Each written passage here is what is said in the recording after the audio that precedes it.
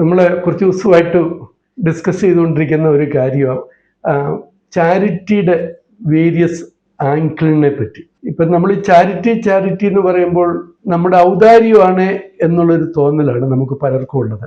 Charity നമ്മുടെ ഔദാര്യമൊന്നുമല്ല, മറ്റുള്ളവരുടെ അവകാശത്തെ നമ്മൾ നമ്മുടേതായിട്ട് ചെയ്യുന്നു, അത് മാത്രമേ ഉള്ളൂ. ചാരിറ്റിയെ പറ്റി ഈശോ പല ഇത് പറയുന്നുണ്ട്. ബൈബിളിൽ പറയുന്ന ഇതാണ്, നിന്റെ വലത് കൈ കൊടുക്കുന്ന ഇടത് കൈ അറിയരുത്.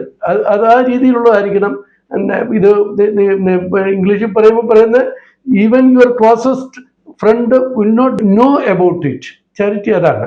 എന്നാലേ ചാരിറ്റിക്ക് ഒരു ഇതുള്ളൂ. ബൈബിളിൽ അതിൻ്റെ പല വേർഷൻസും പറയുന്നുണ്ട്. ചാരിറ്റിയുടെ വേറൊരു വേർഷനായി ഞാൻ പല രൂപത്തിൽ വന്നിരുന്നു.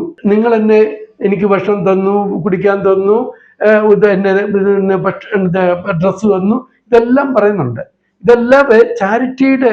അപ്പം ഈ എറ്റേണൽ ലൈഫിന് ഏറ്റവും മുഖ്യമായിട്ടുള്ളൊരു കാര്യം ചാരിറ്റിയാണ്. അതാണ് നല്ല സമരക്കാരൻ്റെ ഉപമയിലൂടെയും ഇതൊക്കെ പറയുന്നത്. അവസാനം സെക്കൻഡ് കമ്മിങ്ങിൽ പറയുന്ന സ്പഷ്ടമായിട്ട് പറയുന്നുണ്ട് ചാരിറ്റി ചെയ്യേണ്ട ആവശ്യകത. ചാരിറ്റി ചെയ്യുന്നവർക്കേ സ്വർഗരാജ്യം ഉള്ളൂ.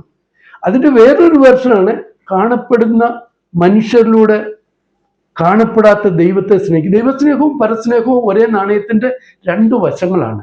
അതിന് ജാതി മത കക്ഷി രാഷ്ട്രീയ ഭേദമന്യേ ഉള്ള ആൾക്കാരെ സേവിക്കുക എന്നുള്ളതാണ്.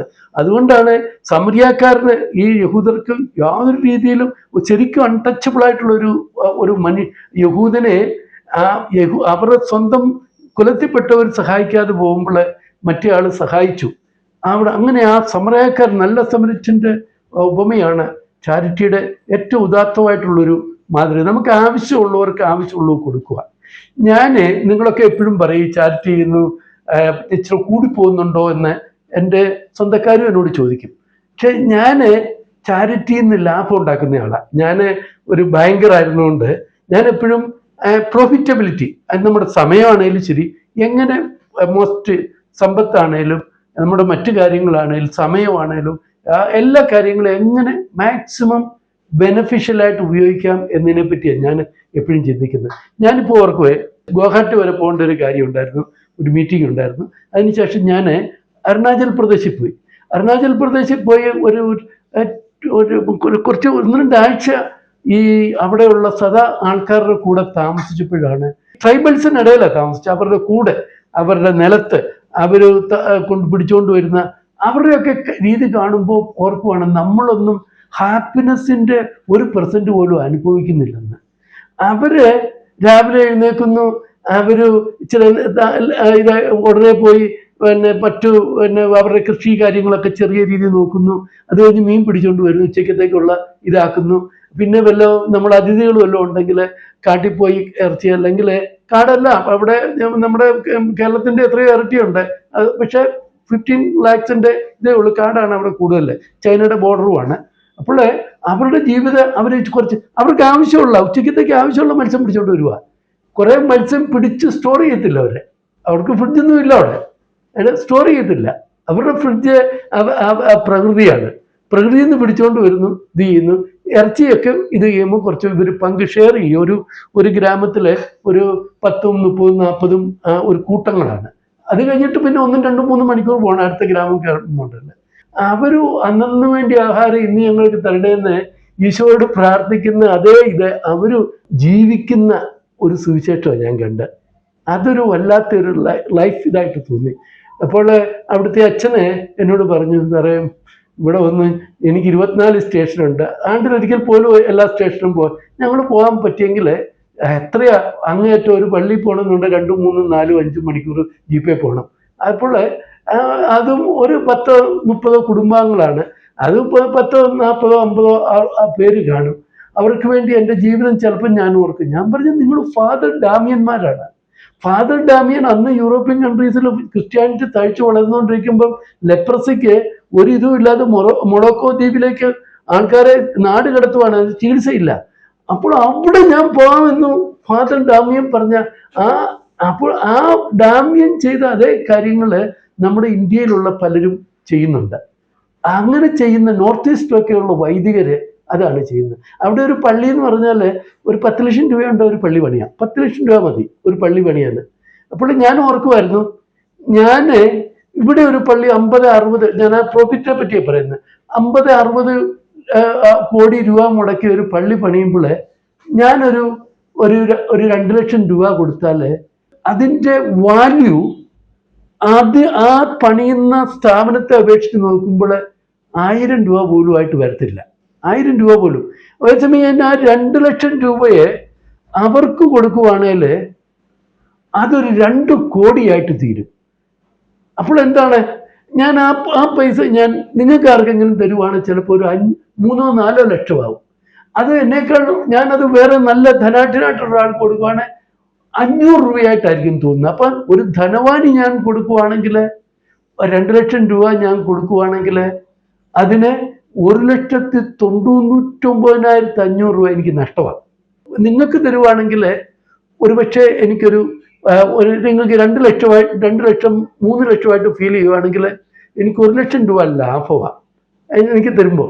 ഞാൻ അത് അവർക്ക് കൊടുത്താൽ അവർക്ക് 20 കോടിയുടെ ഇഫക്റ്റാണ്. 2 ലക്ഷം രൂപ അവർക്ക് കൊടുക്കുമ്പോൾ 20 കോടിയുടെ ഇഫക്റ്റാണ്. ആ 20 കോടി നോക്കുമ്പോൾ എന്താണ്, ഞാൻ 19,98,000 രൂപ എനിക്ക് ലാഭമാണ്. അതാണ് ചാരിറ്റി.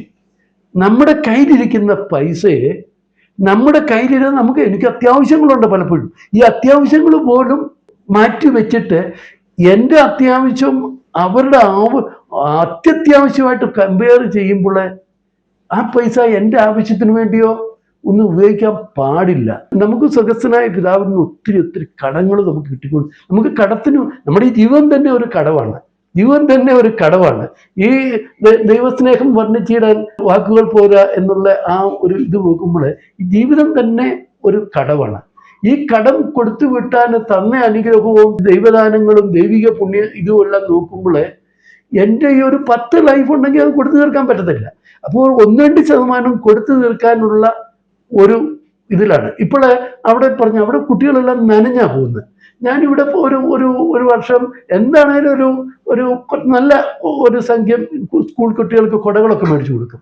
പക്ഷെ അവിടെ ചെന്നപ്പോൾ ഓർക്കുന്നു, ഇവിടെ ഞാൻ ഓർത്തുകൊണ്ടിരുന്നത്, ഇവിടെ ഞാൻ ഒരാൾക്ക് ഒരു കുട മേടിച്ചു കൊടുക്കുമ്പോൾ അത് 10 കുടയുടെ വാല്യൂ അവർക്ക് കിട്ടുന്നു. പക്ഷെ അവിടെ പിള്ളേർക്ക് കൊടുത്താൽ 100 കുടയുടെ വാല്യൂവാണ്. അപ്പൊ ഞാൻ ഇവിടെ ഇവിടെ ആർക്കെങ്കിലും കൂടുതൽ ചെയ്യുവാണെങ്കിൽ അതിനേക്കാൾ അവിടെ ചെയ്യുവാണെങ്കിൽ അച്ഛന്മാർ അവിടെ പറഞ്ഞ പോലെ അവിടെയുള്ള മിഷണറിമാർക്ക് സഹിക്കുന്ന ത്യാഗങ്ങളൊക്കെ കാണുമ്പോൾ അത് വലിയ മഹനീയമാണ്. അപ്പൊ ഞാനിപ്പോ പറഞ്ഞു വന്നത്, നമ്മുടെ ഇതിന്റെ കണ്ടന്റ് എന്താണെന്ന് ചോദിച്ചാൽ, ചാരിറ്റി എങ്ങനെ പ്രോഫിറ്റബിൾ ആക്കാം. നമ്മുടെ കയ്യിലിരിക്കുന്ന, എൻ്റെ കയ്യിൽ 1 ലക്ഷം രൂപയുണ്ടെങ്കിൽ അത് ഞാൻ ഏറ്റവും നല്ലൊരു പണക്കാരന് ഞാൻ 1 ലക്ഷം രൂപയുടെ ഒരു ഗിഫ്റ്റ് മേടിച്ചു കൊടുക്കുകയാണെങ്കിൽ അതിൻ്റെ വാല്യൂ അദ്ദേഹത്തെ സംബന്ധിച്ചിടത്തോളം 1000 രൂപയുടെ വാല്യൂ ആയിരിക്കും. അതേസമയം ഞാൻ ആ 1 ലക്ഷം രൂപ വളരെ മോസ്റ്റ് നീഡി ആയിട്ടുള്ള ഇതുപോലുള്ള ആൾക്കാർക്ക് വേണ്ടി കൊടുക്കുമ്പോൾ ആ 1 ലക്ഷം രൂപ 1 കോടിയായിട്ട് വരും. അപ്പോൾ ആ പണക്കാരന് കൊടുത്താൽ എനിക്ക് 99,000 രൂപ എനിക്ക് നഷ്ടം. പക്ഷേ മറ്റേ ആൾക്ക് കൊടുത്താൽ എനിക്ക് 99 ലക്ഷം ലാഭം. അപ്പൊ അങ്ങനെ നോക്കി, അതാണ് ഈശോ പറഞ്ഞ ഈ വിധവ കാണിക്ക ഇടുമ്പോഴേ ആ സാക്രിഫൈസിന്റെ, അപ്പോൾ നമ്മൾ കൊടുക്കുന്ന സാക്രിഫൈസ് ത്യാഗം, നമുക്ക് എല്ലാ പൈസയും വാല്യൂ ഉള്ളതാണ്.